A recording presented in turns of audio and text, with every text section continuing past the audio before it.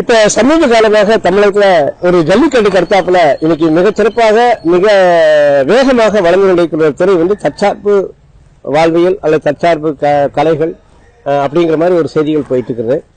அது மாதிரியான நிறைய நிகழ்ச்சிகளை நானும் பங்கெடுத்து சொல்லிட்டு இருக்கிறேன். இந்த தற்சார்பு என்ன சொன்னாலும் நாமே இந்த பொருட்களை எல்லாம் நம்மளுடைய உள்ளூர் பொருட்களை நமக்கு கிடைக்கக்கூடிய பொருட்களை வைத்து நம்ம வந்து பல்பொடி, ஷாம்பு, ஹேர் ஆயில், சோப்பு, இதை போல குளியல் பொடி, இந்த மாதிரி தவிக்கிற சோப்பு பொடி இதெல்லாமே நம்ம பண்ணிக்கணும் அப்படிங்கறது இருக்கு. ஆனா இது எல்லாமே கலந்து நான் சார்ந்திருக்கிற இந்த சோற்றுக்கற்றாழை எப்படி வந்து நமக்கு தற்சார்பு உண்மையான தற்சார்பு எங்க இருக்குன்னு சொன்னாக்க, நீங்க பல்லு விளக்குறதுக்கு பேஸ்ட் வாங்க வேண்டாம். சரி, பேஸ்ட் தயாரிக்கணுமா? அவசியம் இல்ல. பல்பொடி தயாரிக்கணுமா? அவசியமே இல்ல. இந்த சோற்றுக்கற்றாழை ஒரே ஒரு துண்டு சாக்லேட் எல்லாம் ஒரு துண்டு எடுத்து நீங்க நல்லா ஒரு அளவுக்கு அலசிட்டு சும்மா ஒரு 2-3 முறை அலசினாலே அந்த மேல் பகுதியில் இருக்கிற கசப்பு வெளியே போயிடும்.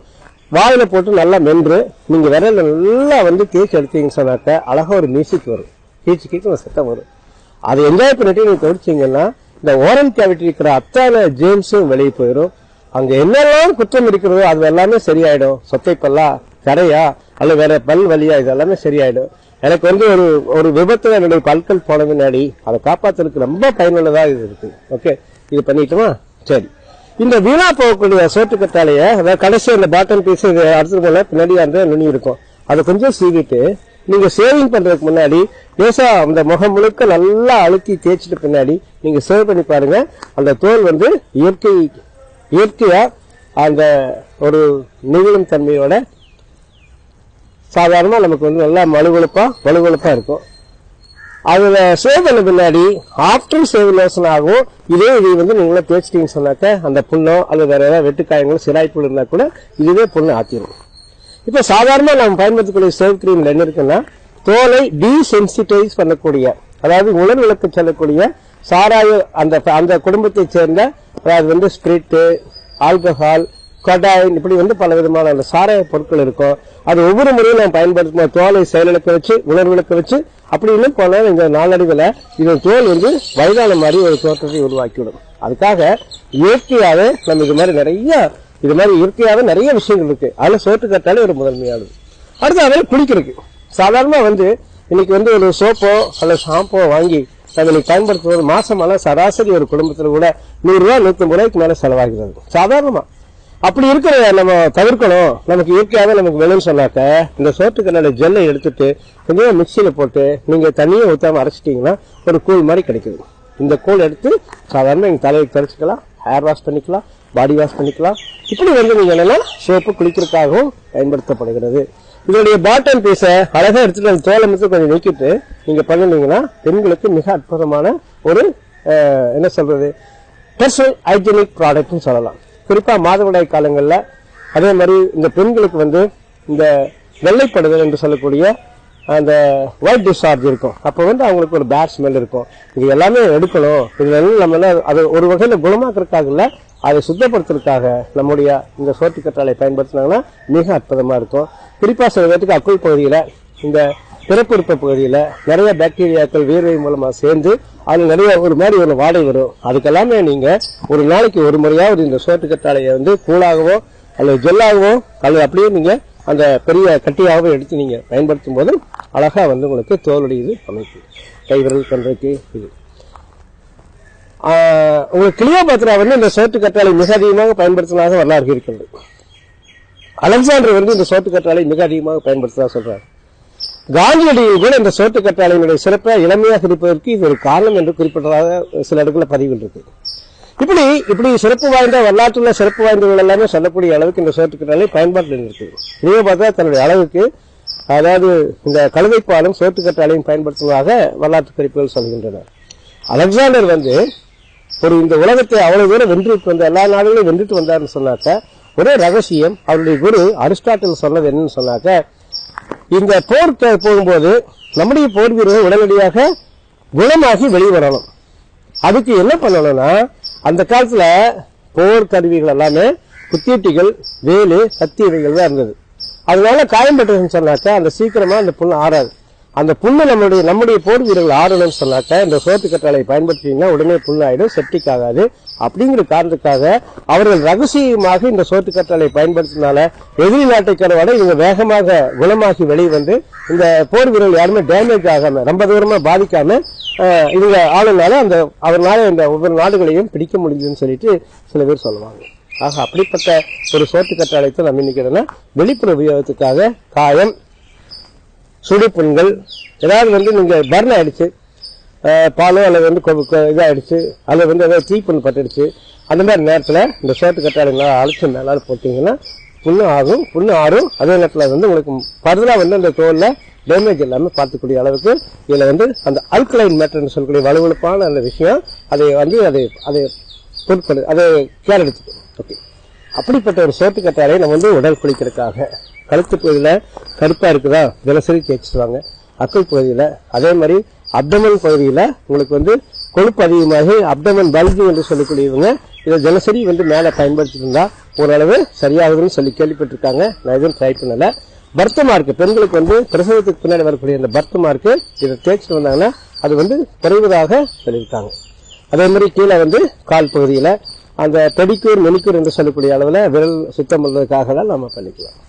அடுத்த பாத்தீங்கன்னா வெளிப்புற உபயோகத்துக்கு நம்ம நிறைய கிரீம், நிறைய பேஸ்ட், ஜெல், மாய்ஸ்சரைசர் இது மாதிரி நிறைய பாத்தீங்கன்னா சோற்று கற்றாழை படம் போட்டா இந்த பெண்கள் எவ்வளவு விலையானாலும் கொடுத்து பயன்படுத்திக்கிறாங்க. என்னுடைய ஒரே ஒரு விஷயம் இதுல பதிவு செய்ய விரும்புறேன். சோற்று கற்றாழைய இப்படி நீங்க தோலை எடுத்த பின்னாடி அடுத்த 15 நிமிடங்களிலிருந்து இது ஆக்சிடேஷன் என்று சொல்லக்கூடிய ஒரு ப்ராசஸ் இதுல வருது. அதுக்கு சொல்லப்போனா ஆப்பிள் கட் பண்ணா எப்படி சிவப்பாக மாறுகிறது அது கண்ணுக்கு தெரியுது. வெங்காயம் கட் பண்ணீங்கன்னா அது ஒரு மாதிரி நிலை மாறுகிறது கண்ணுக்கு தெரியுது. அதே மாதிரி கத்திரிக்காய் கட் பண்ணீங்கன்னா அது அதுல இருந்து ஒரு சில மாற்றங்கள் வருது. ஆனா சோற்று கற்றாழை வெளிப்படையாக அந்த மாற்றங்கள் தெரியாது. ஆனா மற்ற தாவரங்களை விட மற்ற மூலிகை விட வேகமாக ஆக்சிடேஷன் ஆகக்கூடிய ஒரு விஷயம் இந்த சோற்று கற்றாழை இருக்குது. அதிகபட்சமா 15 நிமிடங்களுக்கு மேலாகவே இது தன்னைத்தானே பாக்டீரியாக்களோட சேர்ந்து அழுத்திக் கொள்கிற ஒரு குணாதிசயம் படைத்தது இந்த சோற்று கற்றாழை. ஆக நான் இப்ப ஒரே ஒரு கேள்வி கேட்கிறேன். இவ்வளவு சீக்கிரமா தன்னைத்தானே அழுத்திக் கொள்கிற அல்லது பிற பாக்டீரியாக்களோட சேர்ந்து அழிந்து போகிற ஒரு பொருளை 6 மாதம் 1 வருஷம் சொல்லிட்டு நம்ம பாட்டிலையோ டப்பாவிலையோ அடைச்சு வச்சோம்னு சொன்னாக்க அது உயிரோடு இருப்பதற்காக அந்த சோற்று கற்றாழையுடைய மருத்துவ குணங்கள் உயிரோடு இருப்பதற்காக அதுல சேர்க்கக்கூடிய பிரசர்வேட்டிவ் அது சேர்க்கக்கூடிய ரசாயனங்களும் நமக்கு நல்லவையா? இந்த கேள்வி போரும். ஏன்னு சொன்னாக்க இன்னைக்கு பிரசர்வேட்டிவ் இல்லாம ரசாயனம் இல்லாம இன்னைக்கு எதுவுமே செய்ய முடியாது. அப்படி இருக்கும்போது என்னுடைய பயிற்சிகள்ல நான் வெளியே எந்த விதமான அதிக செலவு இல்லாம அருமையா சோற்று கற்றாழையே இல்லாம சோற்று கற்றாழை எப்படி ஜெல் செய்யறாங்க, சோற்று கற்றாழை ஜெல் எப்படி செய்யறாங்க அப்படிங்கிற என்னுடைய இப்போதைக்கு சமீப காலமா அதில் அவேர்னஸ் கொடுத்துட்டு இருக்கிறேன். இத வெளியே பாத்தீங்கன்னா எல்லாமே ஜூஸ் போட்டு கொடுக்குறாங்க. சோற்று கற்றாழை நல்லது, நான் மோர்ல சாப்பிடுறேன், நான் அந்த புழுதி போட்டு கொடுக்குறாங்க, பீச்சில் கொடுக்குறாங்க, அப்படியே கலந்து கொடுக்குறாங்க அப்படின்னு சொல்றதுல எல்லாம் நான் அதுல தவறுன்னு சொல்லாம இருக்க முடியாது. காரணம் 7 முறை சுத்தமா கழுவுறாங்கன்னு சொல்ல முடியாது. அடுத்தாப்புல அவர்கள் பயன்படுத்தக்கூடிய இந்த சோற்று கற்றாழை எப்படிப்பட்ட ஒரு சோற்று கற்றாழை சொல்ல முடியாது. ஆக நமக்கு நாமே நம்முடைய வீட்டுல வளர்த்தி நமக்கு நாமே செய்யறது ஆரோக்கியமான விஷயம். இது இந்த சோற்று கற்றாழை பொறுத்தவரைய பிற நிறுவனங்களையோ பிற மக்களையோ யாருமே நம்பாம நமக்கு நாமே உத்தரவாதமாக பயன்படுத்திக் கொள்ளக்கூடிய ஒரு மிகவும் சென்சிட்டிவான ஒரு ப்ராடக்ட் இந்த சோற்று கற்றாழை. ஓகே, அடுத்த பாத்தீங்கன்னா வெளிப்புற உபயோகத்துக்கு சொன்னோம்னா இது எல்லாமே கட் பண்ணிட்டு ஜெல் எடுத்து சாப்பிட்டுக்கிறோம். வீணா பார்க்கக்கூடிய இந்த பொருளெல்லாம் கட் பண்ணி ஒரு பக்கெட்ல போட்டு டப்பு அடிச்சுன்னு சொன்னாக்க கொஞ்சம் சோப்பு தண்ணி, ஏன்னா சப்பனின் என்று சொல்லக்கூடிய ஒரு முக்கியமான வேதிப்பொருள் இருக்குது. அதுதான் சோப்பு மாதிரி பயன்படக்கூடிய. அது என்ன நடக்குன்னா அதை எடுத்து நீங்க தண்ணி சோப்புல துணி வாஷ் பண்ணிக்கலாம், ஃப்ளோர் வாஷ் பண்ணிக்கலாம், பாத்திரங்கள் கழுவிக்கலாம். இன்னும் கூட இந்த தோலை எடுத்த பச்சை தோலை அப்படியே லேசா அந்த ஈரமா இருக்கும் போது கொஞ்சம் ஜெல் ஒட்டி இருக்கும். அதை வச்சு நீங்க ஜெல்ஸ் வாஷ் பண்ணீங்கன்னா அவ்வளவு இயற்கைத்தன்மையா பளபளப்பா இருக்கும் அந்த ஜெல். நான் என்னன்னா சாதாரண என்னுடைய பயிற்சிகளை பெண்களுடைய நகைகளை வாங்கி அதை அப்படியே அவங்களுக்கு அப்பவே நம்ம சுத்தம் பண்ணி கொடுப்பேன். ஐயா புதுசா வாங்கினா எப்படி இருக்கும் அது மாதிரி இருக்குன்னு சொல்லுவாங்க. ஆக இவ்வளவு ஒரு அற்புதமான விஷயங்களை இதுல நம்ம வச்சிருக்கிறோம். கார் வாஷ் நீங்க இதே மாதிரி இந்த ஜெல்லவோ அல்லது சோற்று கற்றாழை கட் பண்ணி நல்லா நீங்க அடிச்சுட்டு அதை அந்த தண்ணியில நீங்க கார் வாஷ் பண்ணி பாருங்க, பைக் வாஷ் பண்ணி பாருங்க, அவ்வளவு சூப்பரா இருக்கு. எந்த விதமான செலவுமே இல்லாம நம்முடைய வீட்டுல நீங்க ஹார்பிக்கலாம். அதுக்காக அவங்க என்ன பங்காளியோ அல்லது பகையாளியோ எனக்கு அதாவது ரசாயன பொருட்கள் தயாரிக்கிறவங்க எனக்கு எதிரிகளுக்கு அல்ல. ஆனா என்னன்னா அந்த மாதிரியான ரசாயனங்களை தவிர்த்துட்டு நீங்க பேஷன் வாஷ் பண்ணிக்கலாம், டாய்லெட் வாஷ் பண்ணிக்கலாம். எது மாதிரி ரொம்ப அழுக்கா இருக்கிற பகுதியில் எல்லாமே இதை ஊற்றினீங்கன்னு சொன்னாக்க அது இருக்கிற அந்த அழுக்கு கிருமிகள் எல்லாம் போயிடும். இப்படிப்பட்ட ஒரு விஷயங்கள். அதனால வெளிப்புற உபயோகத்து காஸ்மெட்டிக்னு சொன்னா உங்களுக்கு எல்லா விதமான காஸ்மெட்டிக்ஸுமே இன்னைக்கு இதெல்லாம் சேர்த்து செய்றாங்க. ஏன்னா அலோவேரா என்றால் மக்களுக்கு ஒரு பெரிய மாயை, ஒரு பெரிய ஒரு போதையில வந்திருக்கு. அலோவேரா நல்லது அப்படின்னு சொல்லுங்க. ஓகே, என்னுடைய கருத்து என்னன்னு சொன்னா, யார் ஒருவர் தன்னுடைய வீட்டில் வளர்த்தி அல்லது வெளியிருந்து நேரடியாக மடலை வாங்கி அவங்களே வீட்டிலே கட் பண்ணி அவங்களுக்கு தேவையான விதத்தில் மாற்றிக்கிறதுக்கான பயிற்சிகள் நான் கொடுக்குறேன்.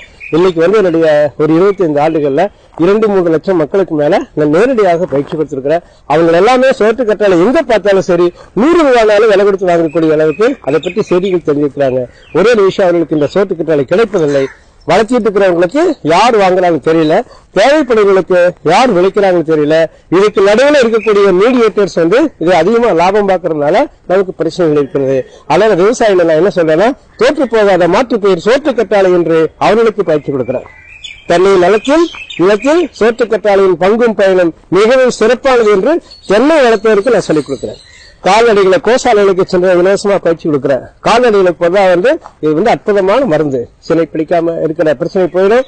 அதுல அந்த மேல தோலை வாஷ் பண்ணிட்டோம்னா சரி, நாய், ஆடு, மாடு எதுவும் இருந்தாலும் சரி, அதனுடைய மேல் போது இந்த தண்ணி கரைச்சு மேல வச்சனால அது தோலை வாஷ் பண்ணி கொடுத்துரும்.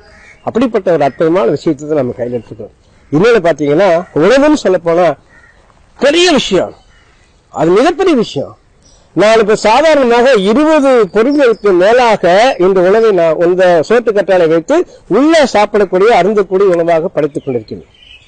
சாதாரணமா சோற்று கற்றாழை சுவைச்சாறு, அதாவது கீர் என்று சொல்லக்கூடிய அளவுல ஒரு சாறு படைக்கிறேன். சோற்று கற்றாழைய ஒரு 30 அல்லது 33% எடுத்துட்டு அது கூட அந்த சீசன்ல கிடைக்கக்கூடிய எளிதா கிடைக்கக்கூடிய பழங்கள், அந்த சீசன்ல கிடைக்கக்கூடிய காய்கள் அல்லது நமக்கு சாதாரணமாக கிடைக்கக்கூடிய கீரை வகைகள் இதெல்லாம் சேர்த்து அது ஒரு 70% சேர்த்து அரைச்சு அப்படியே நீங்க சாப்பிடலாம். மிக்சியில போட்டு இன்னைக்கு ரொம்ப எல்லாத்துக்கும் எளிமையா மிக்சி இருக்கிறது, ஆட்டங்கள் இல்ல. மிக்சியில் அடிக்கும் போது மெதுவா மெல்ல ஆர்பிஎம்ல கொஞ்சமான ஆர்பிஎம்ல அரைச்சு நீங்க எல்லாம் சாப்பிடும் போது அது ஒரு பெஸ்ட் நியூட்ரியன் டானிக், ஒரு பெஸ்ட் நியூட்ரியன் ரெஃப்ரெஷிங்கா வேலை செய்யும். அப்படிப்பட்ட ஒரு விஷயம் தான் நம்ம உணவுல முதல் பகுதி. இதை விட ரொம்ப சிறப்பானது என்னன்னா, அந்த 10 மணி கலையில பின்னாடி சாதாரண நான் வைரக்கட்டிகளை போல வெளியெடுத்திருப்பேன். அந்த வைரக்கட்டிகளை அதாவது ஜெல் பில்லட்ஸ் சொல்லுவோம். அதாவது கட்டியா இருந்ததுன்னா ஒரு குறிப்பிட்ட வடிவத்துல அது பேர் பில்லட்ஸ். எந்த விதமான வடிவமே எல்லாமே கலனில் வலிச்செடுக்கிறது அல்லது கண்ணாப்பிள்ள இருக்கிறது எல்லாமே நம்ம ஜெல்லுன்னு சொல்லலாம். இப்ப அந்த ஜெல் அல்லது பில்லட்ஸை நீங்க வாஷ் பண்ணிட்டு சாதாரணமாக நம்ம மாதிரி அடல்ட்ஸ் என்று சொல்லக்கூடிய வயது வந்தவங்க ஒரு 50 கிராம் வரைக்கும் ஒரு வேலைக்கு சாப்பிடலாம். 3 வேளையும் சாப்பிடலாம், எவ்வளவு வேணாலும் சாப்பிடலாம், எவ்வளவு வேணாலும் யார் வேணாலும் சாப்பிடலாம், எப்ப வேணாலும் சாப்பிடலாம். ஒரு குறிப்பு இதுல என்னன்னு சொன்னா, இந்த ஹெவி பீரியட்ஸ் என்று சொல்லக்கூடிய அதிகமான மாதவிடாய் போக்கு இருக்கிறவங்க அன்றைக்கு அல்லது அடுத்த நாள் 2 நாள் மட்டும் இதை சாப்பிடாம இருந்தா போறோம். காரணம் என்னன்னா, இது மாதவிடாய் வாராதவர்களுக்கு 28 நாள் சரியா வரல, லேட் ஆயிடுச்சுன்னு சொன்னாக்க அந்த லேட் பீரியட்ஸா இருக்கிறவங்களுக்கு இதை சாப்பிட்டாங்கன்னா அது சரிப்படுத்தி கொடுக்கிறது. அதனால பெண்களுக்கு உகந்த பெரிய விஷயம் இது.